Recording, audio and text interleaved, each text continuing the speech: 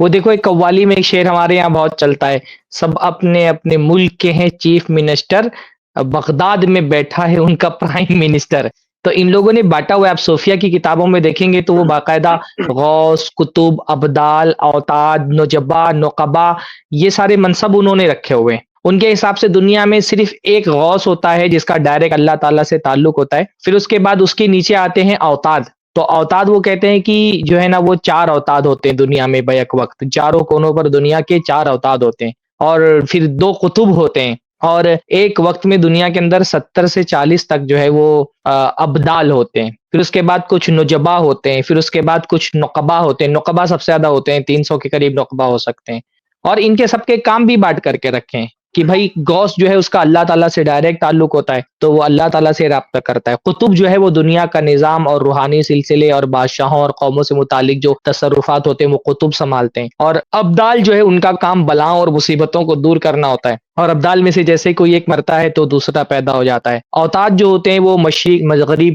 اور شمال اور جنوب، شہر کے چاروں طرف وہ پھیلے ہوئے ہوتے ہیں اور وہ شہروں کی حفاظت کرتے ہیں، اور جو نجبا ہوتے ہیں وہ لوگوں کے ذاتی مسائل، رزق وغیرہ میں مدد کرتے ہیں، اور جو نقبہ ہوتے ہیں وہ شہروں کی حفاظت کرتے ہیں۔ تو انہوں نے باقاعدہ ایک منسٹری قائم کی ہوئی ہے اولیاء اللہ کی، جو اس نے کہا نا کہ جو ولیوں کی پوسٹنگ کرتے ہیں، تو انہوں نے واقعتاً ولیوں کی ایک منسٹری قائم کی ہوئی ہے، اور ہر ولی کو جو ہے نا وہ ابھی جلدی میں کہاں گیا ہوا تھا، مہاراشٹر میں ایک علاقہ ہے پاتری، تو پاتری میں گیا ہوا تھا، تو وہاں کے لوگوں نے بتایا کہ وہاں پر یہ بات مشہور ہے کہ یہاں پر ایک قطب اور پیدا ہونے رہ گئے، اتنے سارے اولیاء کا مزار ہے، اگر ایک قطب اور پیدا کیے گئے ہوتے تو یہاں پر حج بھی ہو سکتا تھا۔ وہاں پہ مشہور ہے لوگوں کے درمیان میں کہ اگر ایک قطب کا مزار اور یہاں پر ہو جاتا تو پھر حج کرنے کے لیے مکہ جانے کی ضرورت نہیں تھی، یہیں پر حج بھی ہو جاتا۔ تو انہوں نے عوام میں یہ سب خرافات ڈالی ہوئی ہیں کہ یہ سارے اولیاء ہی کائنات چلا رہے ہیں۔